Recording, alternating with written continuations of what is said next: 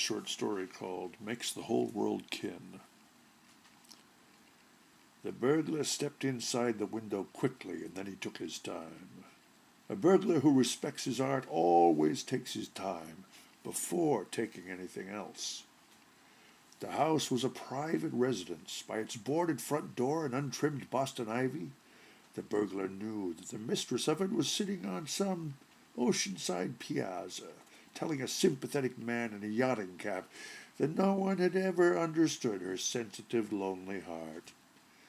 He knew by the light in the third-story front windows and by the lateness of the season that the master of the house had come home and would soon extinguish his light and retire.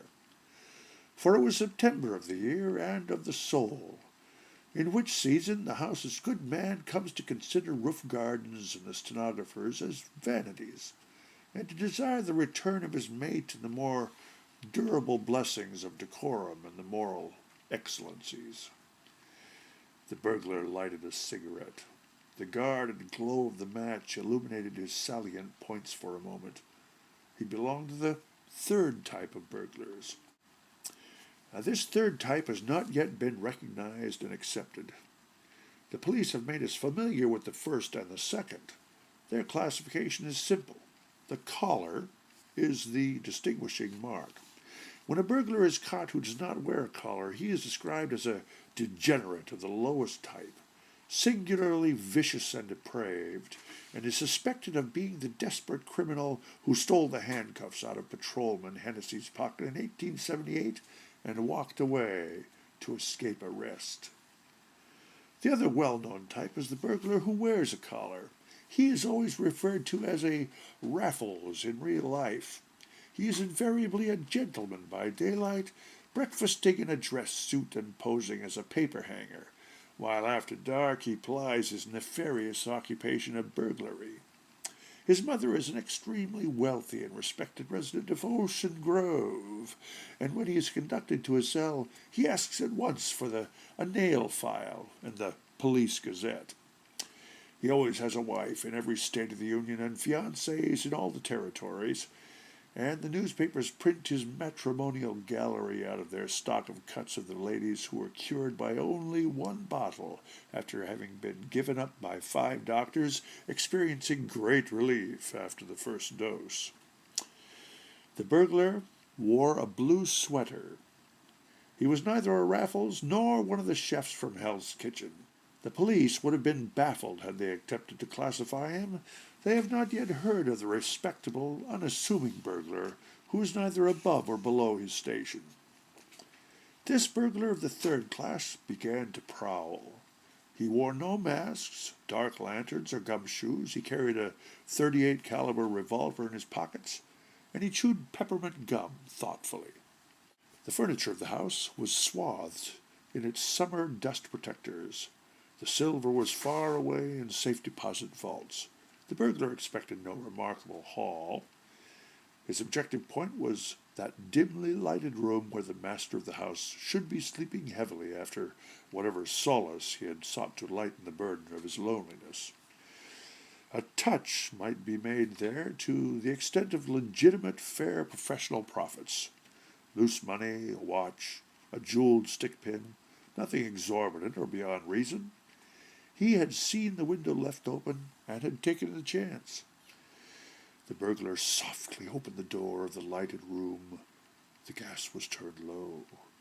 A man lay in the bed asleep. On the dresser lay many things in confusion. A crumpled roll of bills, a watch, keys, 3 poker chips, crushed cigars, a pink silk hair bow, and an unopened bottle of bromo-seltzer from a bulwark in the morning. The burglar took 3 steps toward the dresser.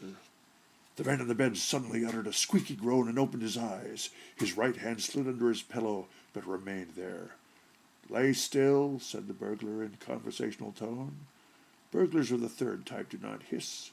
The citizen in the bed looked at the round end of the burglar's pistol and lay still.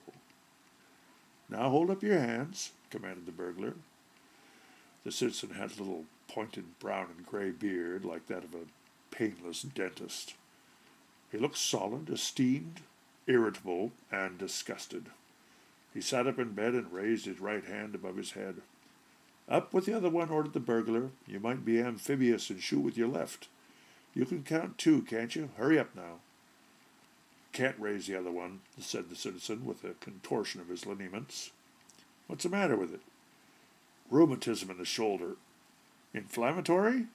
Was. The inflammation has gone down.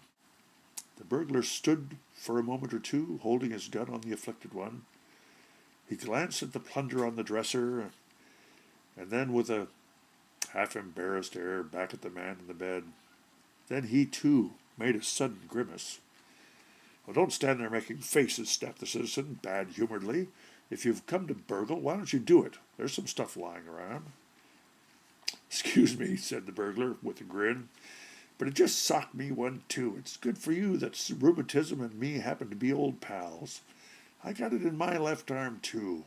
Most anybody but me would have popped you when you wouldn't hoist that other left claw of yours. How long have you had it? Inquired the citizen. 4 years. I guess that ain't all. Once you've got it, it's you for rheumatic life. That's my judgment. Ever try rattlesnake oil? Said the citizen interestingly. Gallons, said the burglar. If all the snakes I've used the oil of was strung out in a row, they'd reach 8 times as far as Saturn, and the rattlesnakes can be heard at Valparaiso, Indiana, and back.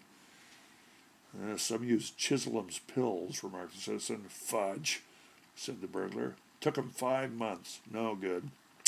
I had some relief the year I tried Finkelham's extract, balm of Gilead poultices, and Potts pain pulverizer. But I think it was the buckeye I carried in my pocket that done the trick. Is yours worse in the morning or at night? Asked the citizen. Night, said the burglar. Just when I'm busiest. Say, take down that arm of yours. I guess you won't. Say, did you ever try Bickerstaff's Blood Builder? I never did. Does yours come in paroxysms, or is it a steady pain?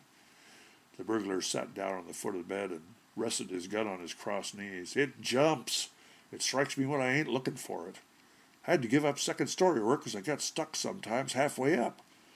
Tell you what, I don't believe the bloomin' doctors know what is good for it. Same here. I've spent $1,000 without getting any relief. Yours swell any? Of mornings. And when it's going to rain, great Christopher. Me too, said the citizen. I can tell when a streak of humidity the size of a tablecloth starts from Florida on its way to New York. And if I pass a theater where there's an East Lynne matinee going on, the moisture starts my left arm jumping like a toothache. It's undiluted Hades, says the burglar. You're dead right, said the citizen. The burglar looked down at his pistol and thrust it into his pocket with an awkward attempt at ease. Say, old man, he said constrainedly, ever try Opodeldo? Slop, said the citizen angrily. Might as well rub on restaurant butter. Sure, concurred the burglar. It's a salve suitable for little Minnie when the kitty scratches her finger. I'll tell you what, we're up against it. I only find one thing that eases her up, eh? Little old sanitary, ameliorating, lest we forget, booze. Say, this job's off. Excuse me. Get on your clothes and let's go out and have some. Excuse the liberty, but... Ouch! There she goes again. For a week, said the citizen, I haven't been able to dress myself without help. I'm afraid Thomas is in bed, and climb out, said the burglar. I'll help you get into your duds. The conventional returned as a tidal wave and flooded the citizen. He stroked his brown and gray beard. Well, it's very unusual, he began. Here's your shirt. Fall out. I know a man who said Omberry's ointment fixed him in 2 weeks so he could use both hands in tying his foreign hand. As they started going out the door, the citizen turned and started back. Like to forgot my money, he explained. Laid it on the dresser last night. The burglar caught him on the right sleeve. Come on, he said bluffly. I asked you, leave it alone. I got the price. Ever try witch hazel and oil of wintergreen?